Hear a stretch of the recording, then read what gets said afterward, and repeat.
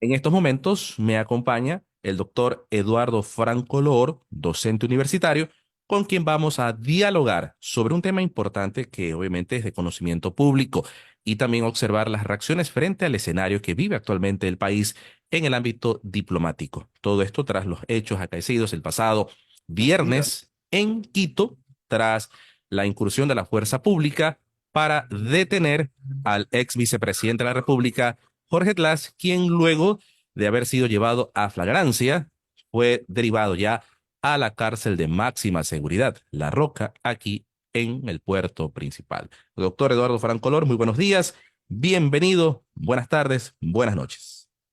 muchas gracias por la invitación, muy amable. Estamos aquí para responder alguna inquietud.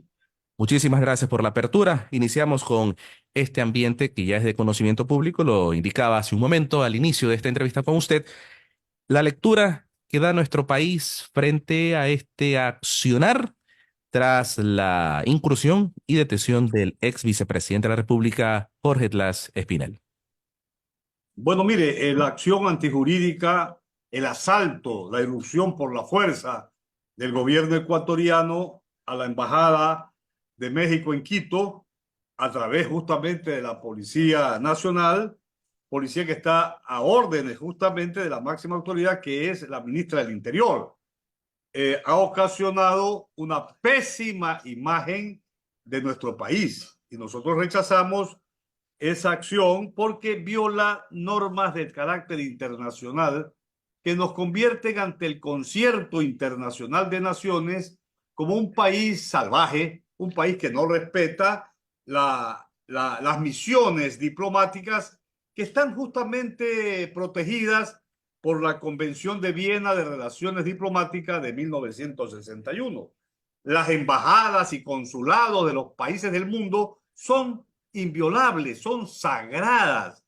Y la ley ecuatoriana establece de manera categórica cuando el allanamiento judicial, que ni siquiera hubo.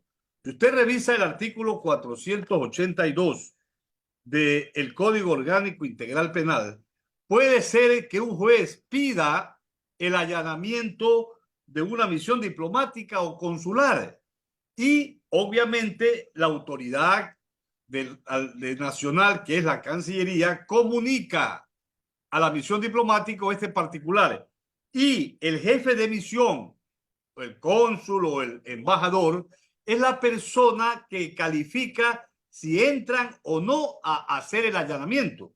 Pero la ley dice que en caso de negativa, y lo estoy leyendo, aquí tengo el Código Orgánico Integral Penal, en caso de negativa del agente diplomático o consular, el allanamiento no podrá realizarse.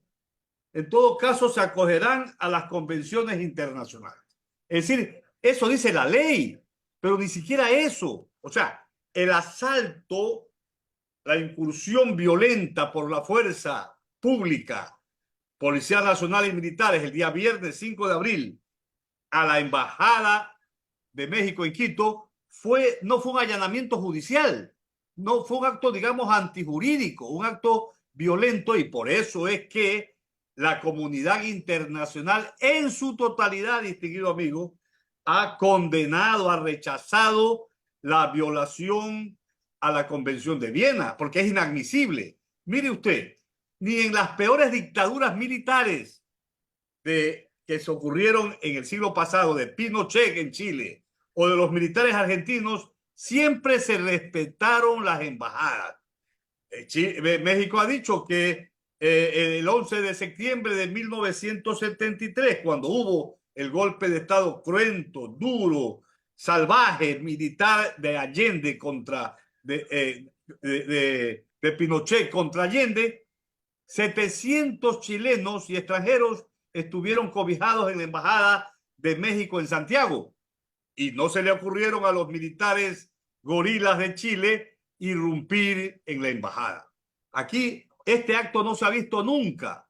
De ahora en adelante, a nivel internacional, en los estudios y en los manuales de derecho internacional público, los profesores cuando enseñen derecho de los tratados van a decir las misiones diplomáticas de acuerdo con el artículo 22 de la Convención de Viena, son sagrados e inviolables. Y ustedes, señores estudiantes, jamás podrán hacer lo que hizo el Ecuador el año 2024. O sea, quedamos como un ejemplo negativo, oprobioso, detestable a nivel de la historia de las relaciones de los tratados internacionales. Y todo por capturar, por llevarse a una persona que había, como es el ingeniero Jorge Glass Espinel, ex vicepresidente del Ecuador, que le habían otorgado el asilo político. La Convención sobre Asilo Diplomático, que aquí lo tengo, dice en el artículo 3 que salvo que los hechos que motivan la solicitud de asilo, cualquiera que sea el caso, revistan claramente carácter político. Una persona puede estar sentenciada, como dice la primera parte del artículo 3, pero si ese hecho motiva la solicitud de asilo y el perseguido político dice que esto reviste claramente de carácter político, el Estado asilante es la persona, de acuerdo con el artículo 4. ¿Qué dice el artículo 4 de la Convención sobre Asilo Diplomático de Caracas del 28 de marzo de 1954? Dice, corresponde al Estado asilante la calificación de la naturaleza del delito o de los motivos de la persecución. Es decir, como también bien lo ha dicho ayer la ministra de Relaciones Exteriores, Alicia Bárcena, cuando recibió en el aeropuerto a la delegación mexicana que salió de Quito rumbo a su país por la ruptura de las relaciones diplomáticas, que Jorge Glass sigue siendo un asilado político. Él fue secuestrado por razones políticas, porque no hubo un allanamiento judicial y la misión diplomática no autorizó que se entre la fuerza pública a detener a Glass. Él es un secuestrado político y eso, escúcheseme bien, es una causal de juicio político y destitución al presidente de la República. ¿Por qué? Porque el artículo 129 de la Constitución dice justamente en el numeral 3 del 129, dice por delitos de genocidio, tortura, desaparición forzada de personas, secuestro u homicidio por razones políticas o de conciencia.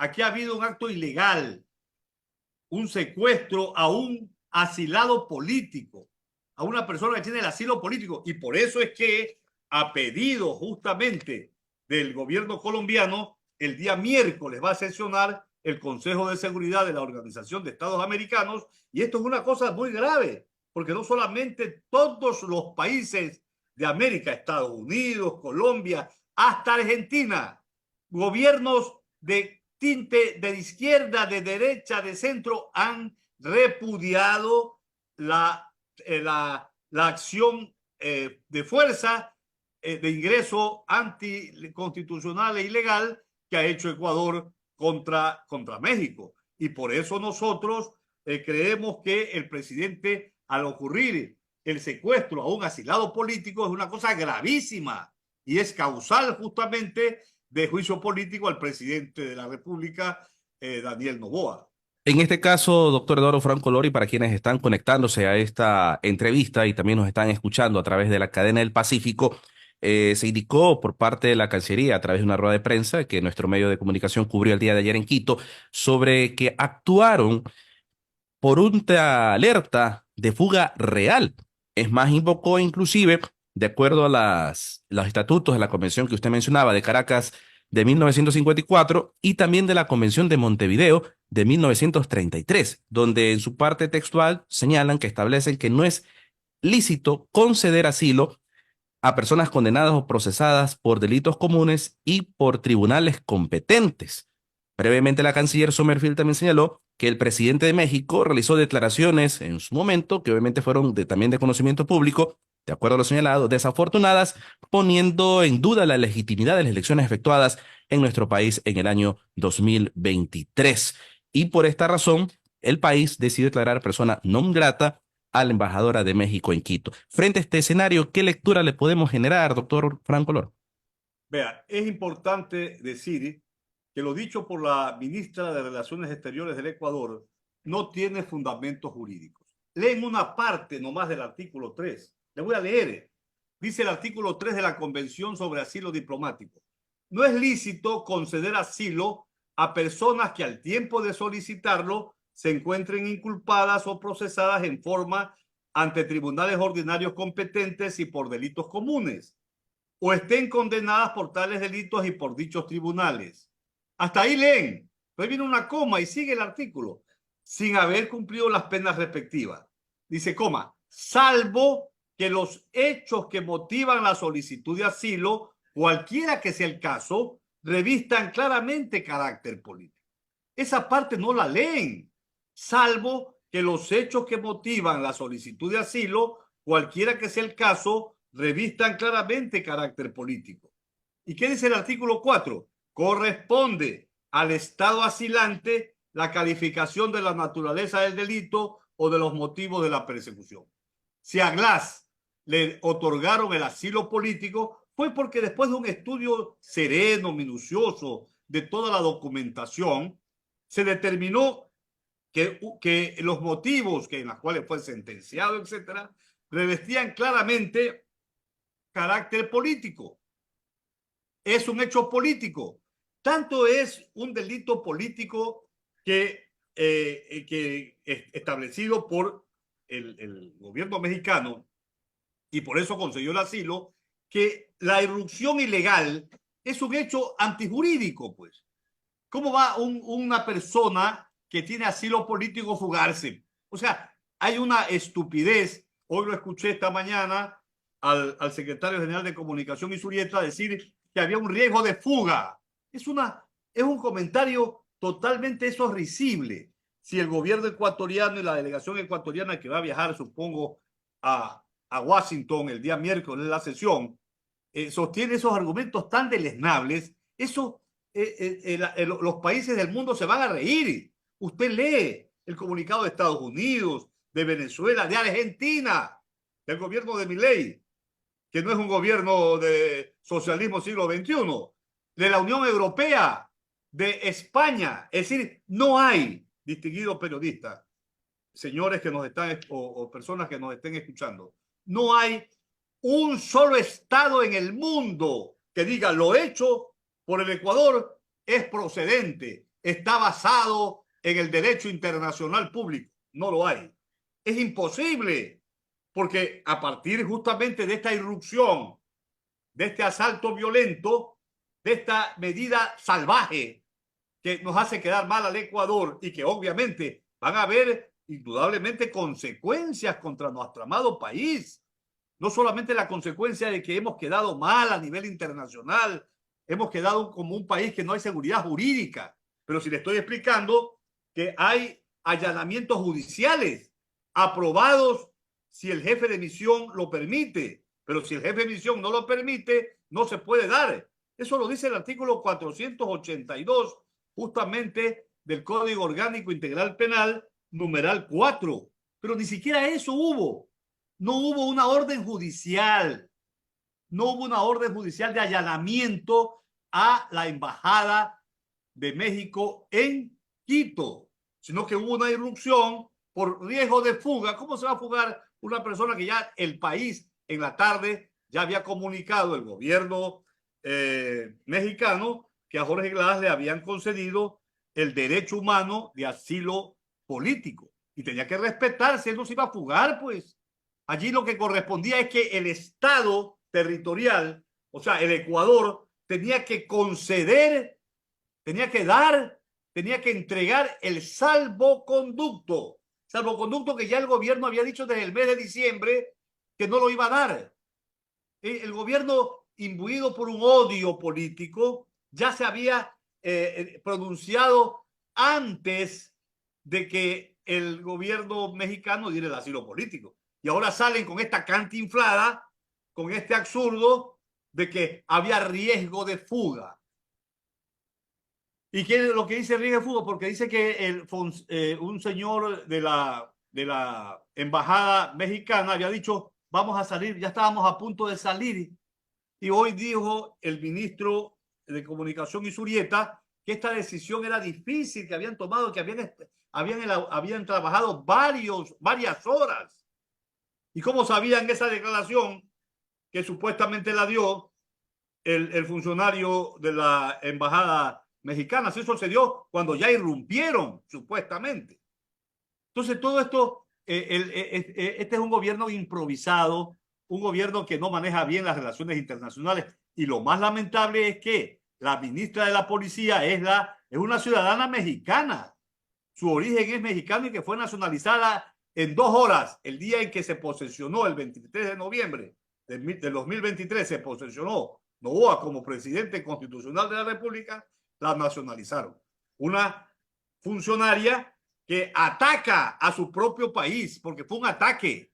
En otros países se llama esto declaración de guerra prácticamente, porque irrumpe por la fuerza de una manera salvaje, porque esas imágenes que vio el Ecuador el día viernes lo vieron todo el mundo y hemos quedado como un país en estado de derecho, lo más lamentable, en estado formal de derecho, porque ni en las peores dictaduras se ha visto un asunto de esta naturaleza tan brutal, tan canallesca, tan inhumana y tan fuera del orden jurídico internacional. ¿Cuál de aquí es la acción que va a seguir una vez que ya ha sido detenido, en este caso, el ex vicepresidente Jorge Glass, trasladado a la cárcel La Roca, aquí en Guayaquil, una vez que ya también tenemos conocimiento de presentación de acciones, en este caso, para poder cambiar el estatus en el cual está el ex vicepresidente?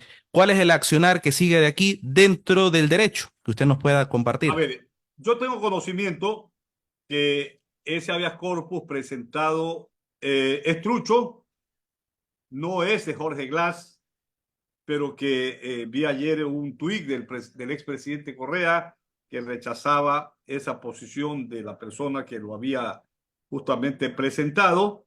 Y hoy, justamente a las 10 de la mañana, en el Hotel Ramada, va el grupo jurídico internacional Sonia Vera a presentar, digamos, los puntos de vista jurídicos de Jorge Glass y el camino a seguir. Yo fui abogado de Jorge, él es mi amigo, en el caso de asociación ilícita, el caso de Brecht.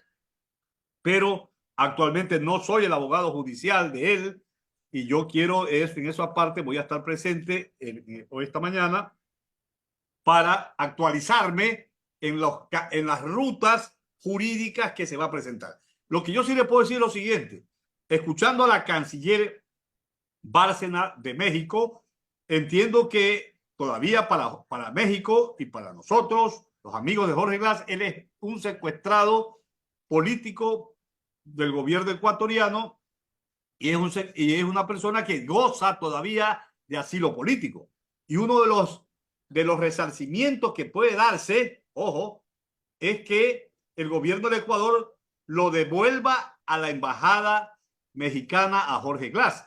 Porque ayer escuché a la ministra de Relaciones Exteriores, que le llaman allá secretaria de Relaciones Exteriores, Alicia Bárcena, que hoy lunes iban a presentar una denuncia formal ante la Corte Internacional de Justicia y que van a dar y pidiendo justamente los resarcimientos que estimen pertinentes. Uno de ellos podría ser que el asilado político Jorge Glass sea devuelto a la embajada porque fue sacado ilegalmente, sin allanamiento judicial respectivo ni autorizado por la misión diplomática, y eso pudiera ser que sea condenado el Ecuador, porque aquí va a haber una resolución, indudablemente, de las autoridades judiciales internacionales.